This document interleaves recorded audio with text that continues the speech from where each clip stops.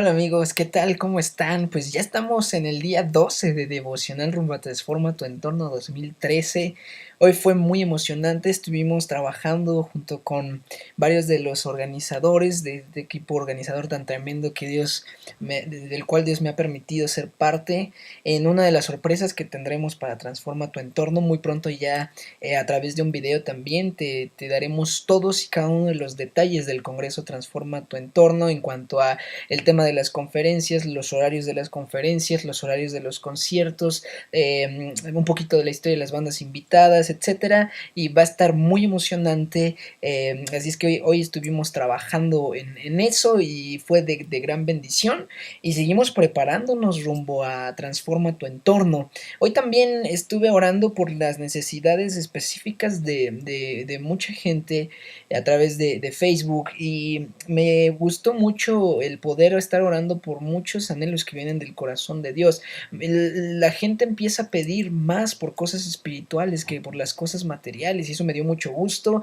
Y una de las peticiones que había, por ejemplo, es que oremos más porque la juventud sea alcanzada. Mi anhelo es que a través de Transforma tu Entorno 2013 y a través del movimiento que Dios quiere hacer en cada uno de nosotros como personas, la juventud sea alcanzada y podamos hablar y dar testimonio de quién es Dios y de lo que Él quiere hacer por nosotros. Vamos a revisar el capítulo 12 de Hechos. Este es de mis favoritos y ahorita van a ver por qué. Yo siempre sé que siempre te digo lo mismo, pero realmente es muy emocionante estudiar el libro de los Hechos. Toda la palabra es fascinante y a mí me emociona mucho compartir de la palabra, pero esta parte del libro de los Hechos que vamos a leer hoy va a ser increíble, es increíble. Y mejor me empiezo porque si no me emociono diciendo ya no me voy al devocional, ¿no? Entonces vamos al devocional, capítulo 12 de Hechos, versículo 1. En aquel mismo tiempo el rey Herodes echó mano a algunos de la iglesia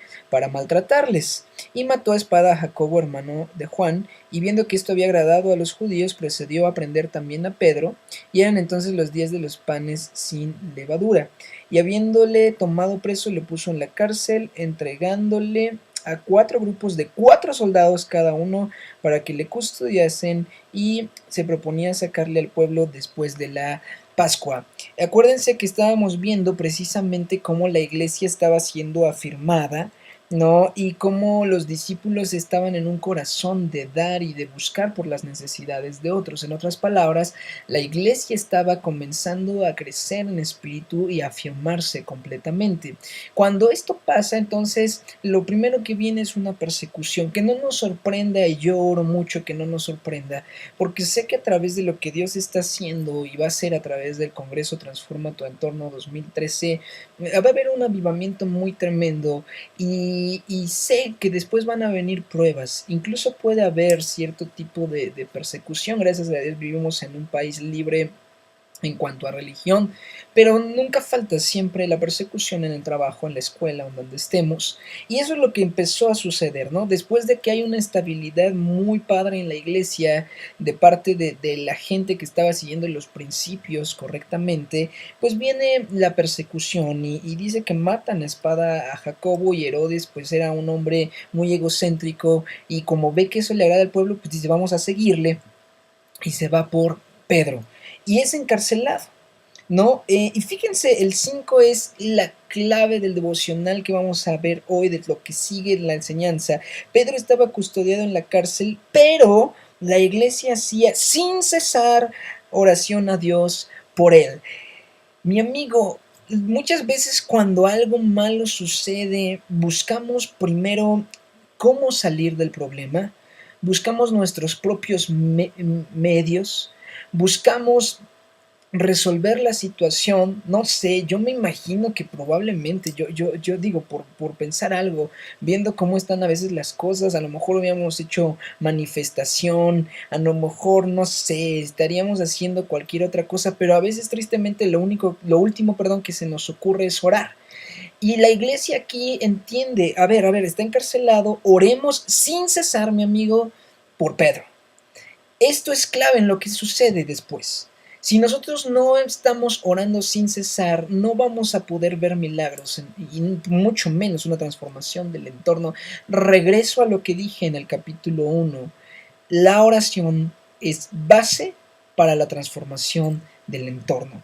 Fíjense lo que pasa después, versículo 6, cuando Herodes le iba a sacar, aquella misma noche estaba Pedro durmiendo entre dos soldados, sujeto con dos cadenas, y los guardas delante de la puerta custodiaban la cárcel. Acuérdate que había puesto cuatro grupos de 4 soldados, o sea, 16 soldados, seguramente en distintos turnos y todo, y tenía dos a los lados. Digo, no sabíamos a qué le temía realmente Herodes, pero algo sabía, que tenía dos a los lados, estaba encadenado, ¿no? Y aquí en el 7 se presentó un ángel del Señor y una luz resplandeció en la cárcel, y tocando a Pedro en el costado le despertó diciendo, levántate pronto, y las cadenas se le cayeron de las manos. Y dijo el ángel, ciñete y átate las sandalias, y lo hizo así.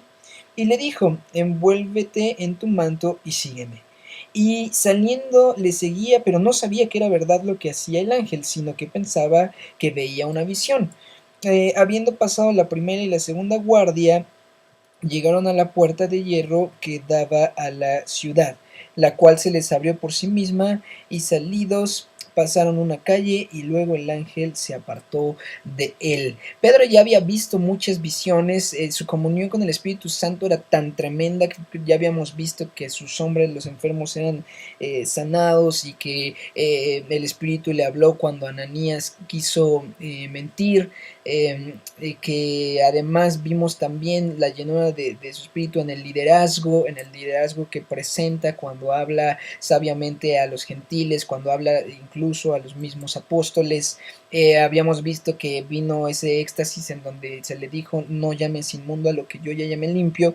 Entonces Pedro tenía una comunión muy fuerte, muy profunda con el Espíritu Santo, como tú y yo debemos de tenerla. Entonces era tan profunda que en este momento él ya no entendía si estaba viviendo una visión o realmente estaba pasando, ¿no? Porque él ya estaba acostumbrado a que de repente el Señor le revelaba cosas. Entonces, bueno, lo importante es que lo saca de la cárcel. Dice el 11 que entonces volviendo en sí dijo, ahora entiendo verdaderamente que el Señor ha enviado su ángel y me ha librado de la mano de Herodes y de todo lo que el pueblo de los judíos esperaba. Entonces ahí se da cuenta que no es una visión, que Dios lo ama tanto que manda a su ángel. Ahora, esta liberación, mi amigo, es como resultado de la oración del versículo 5 de la iglesia sin cesar. Y es muy tremendo porque si nosotros vemos las fechas en lo que dice, dice que lo iba a sacar después de la Pascua, ¿no? Eran los días de los panes sin levadura, entonces la Pascua iba como empezando, y entonces pasa un tiempo para que la iglesia reciba una respuesta de parte de Dios, pero la hay. Y entonces, un día antes de que va a ser de alguna manera sentenciado, entonces es cuando viene esta liberación de parte de Dios. Y bueno, dice, habiendo en el 12 considerado esto, llegó a casa de María, la madre de Juan, el que tenía por sobrenombre Marcos, donde muchos estaban reunidos orando. Esto es bien tremendo. O sea, ellos no saben que ya se efectuó el milagro, no había Twitter, no había Facebook, no había nada de esas cosas, ¿verdad? Pedro no les avisó, no había forma de comunicarlo, entonces pero ellos seguían orando. Esto es bien tremendo. Ellos no dejaban de orar, a veces nosotros nos cansamos de orar y estaban reunidos para orar.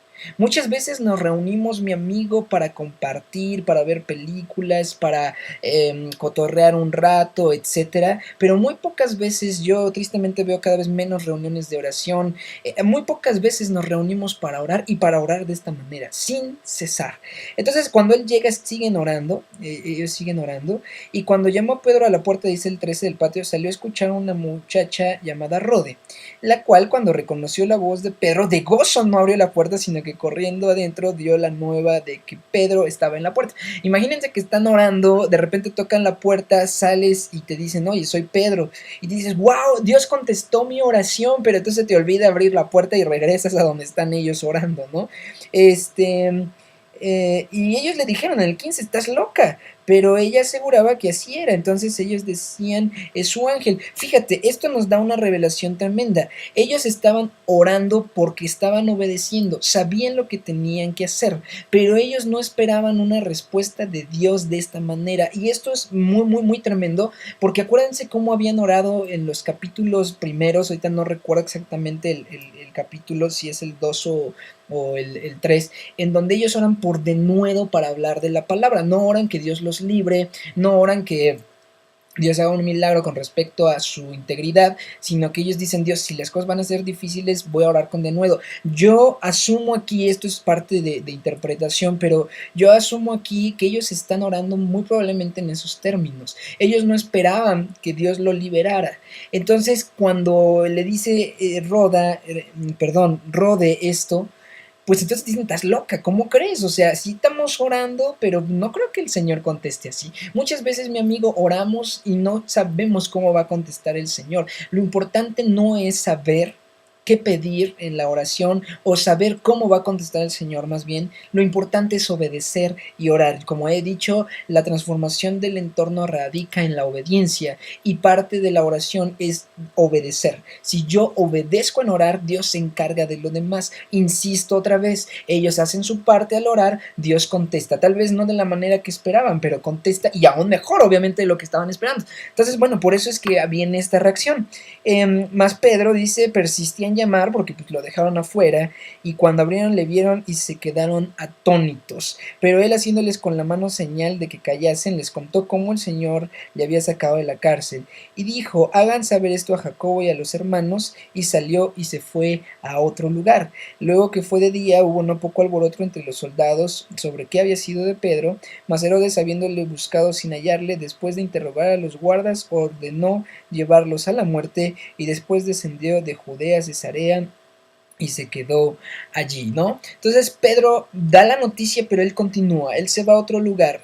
A veces, esto es muy sabio de parte de Pedro, a veces en medio de un ambiente de regocijo perdemos la onda y nos quedamos en la celebración y todo. Entonces, de alguna manera, al irse, él les dice: ustedes sigan orando, ya no por la liberación, pero sigan orando y vamos a seguir trabajando, vamos a seguir continuando con la obra de Dios en nosotros, ¿no? Dice entonces que Herodes estaba perplejo, mandan matar a los soldados, no saben qué pasó. Voy a terminar leyendo del 20 al 25. Dice: Herodes estaba enojado contra los de Tiro y Sidón, pero ellos vinieron de acuerdo ante él, y sobornando a Blasto, que era camarero mayor del rey, pedían paz porque su territorio era abastecido por el del rey. Y un día señalado, Herodes, vestido de ropas reales, se sentó en el tribunal y les arengó. Y el pueblo aclamaba gritando: voz de Dios y no de hombre. Al momento un ángel del Señor le hirió, por cuanto no dio la gloria a Dios, y expiró comido de gusanos. Pero la palabra del Señor crecía y se multiplicaba, y Bernabé y Saulo, cumplido su servicio, volvieron de Jerusalén, llevando también consigo a Juan, el que tenía por sobrenombre Marcos. Aquí nos habla otra vez, nos introduce de nuevo a Bernabé y a Saulo. Recuerden que andaban por esa región. Y entonces Herodes aquí nos narra que él, en su orgullo, muere. La forma en que muere es tremenda, y la razón por la que muere es porque no da la gloria a Dios. Mi amigo, no darle la gloria a Dios es muy, muy grave. Es adquirir nosotros un crédito que no tenemos. Y aunque Herodes no era un discípulo, él conocía que Dios se llevaba la gloria, y él no tenía por qué adjudicarse el derecho de que la voz de él fuera comparada con la de Dios. ¿Me explico?